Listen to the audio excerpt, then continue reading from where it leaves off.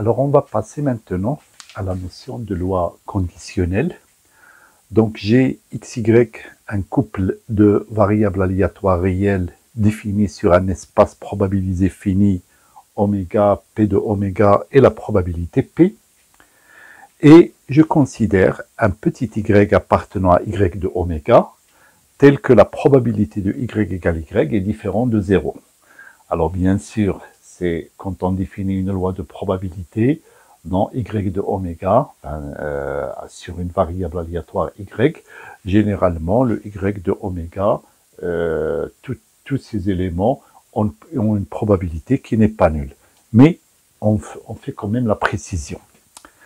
Alors, on définit la loi conditionnelle de x, sachant que y égale à petit y, par cette application qui va de x de oméga vers l'intervalle 0,1.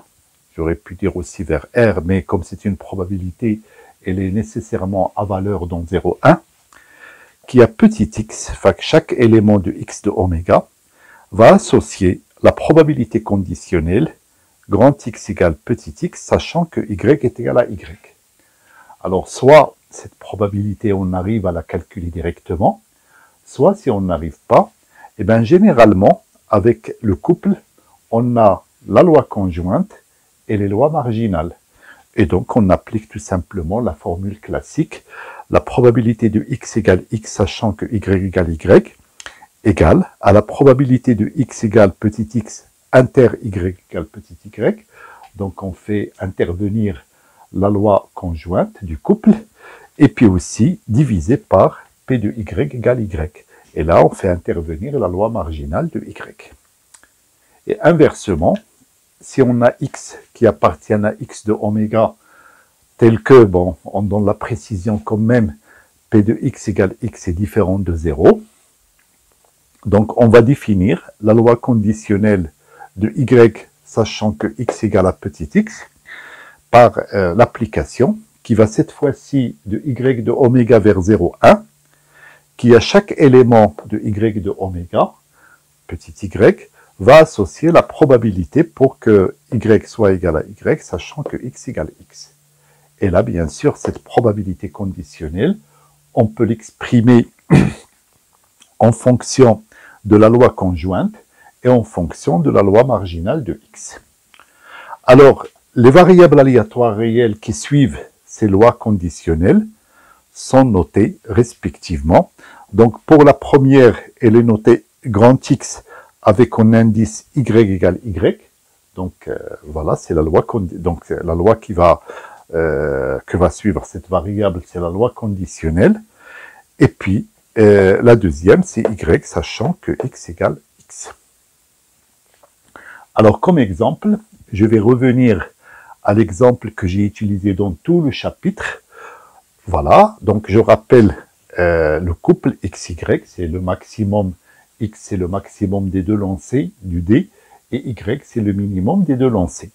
Et donc là, vous avez la loi conjointe, et là, vous avez bien sûr les lois marginales, comme j'avais déjà expliqué, la loi de X et la loi de Y. Alors, par exemple, on va chercher la loi de X, sachant que Y égale 2. Alors, je vérifie d'abord, la probabilité pour que y égale 2 est différente de 0.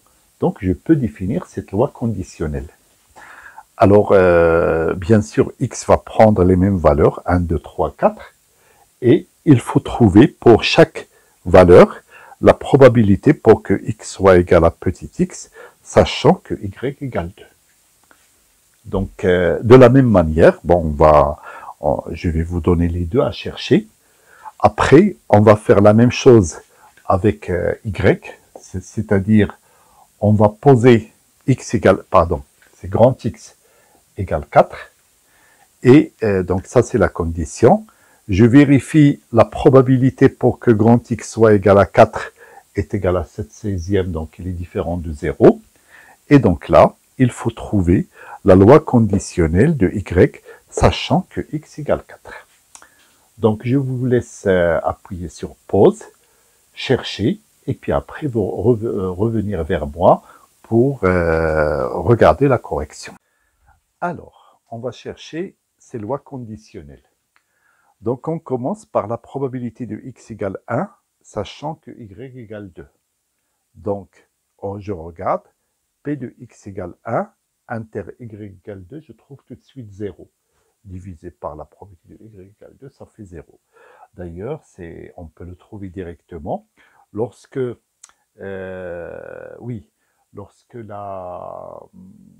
lorsque le maximum est égal à... Enfin non, lorsque le minimum est égal à 2, c'est impossible que le maximum soit égal à 1.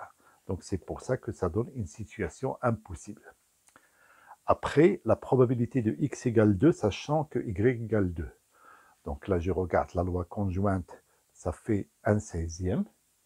Et puis la probabilité pour que y soit égal à 2, elle est là, elle est égale à 5/16e. Donc je fais 1/16e sur 5/16e, ça va faire 1/5e. Et puis ensuite, la probabilité de x égale 3, sachant que y égale 2. Donc toujours x égale 3 et y égale 2, ça nous fait 2/16e. Divisé par 5/16e, ça fait 2/5e. Et puis, x égale 4 et y égale 2, 2/16e. Et puis, divisé par 5/16e, ça fait 2/5e. Voilà pour cette loi, cette première loi conditionnelle. Alors là, on va faire la loi conditionnelle de y, sachant que x égale 4. Et donc, on procède de la même manière. X égale 4 et y égale 1, ça fait 2/16e.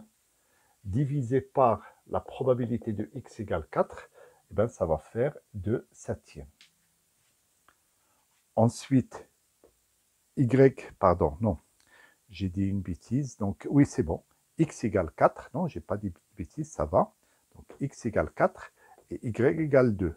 Donc, ça fait 2/16e. 2/16e divisé par 7/16e, ça fait 2/7e.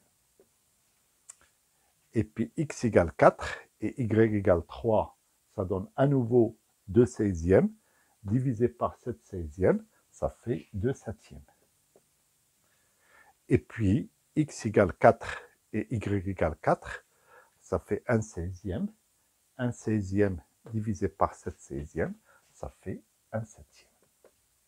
Et donc, vous pouvez comme ça faire prendre différentes valeurs de y égale 1, y égale 3, y égale 4, et chercher la loi de probabilité conditionnelle de x. Et puis après, inversement, vous pouvez donner à x différentes valeurs, 1, 2, 3, 4, et trouver la loi conditionnelle de y.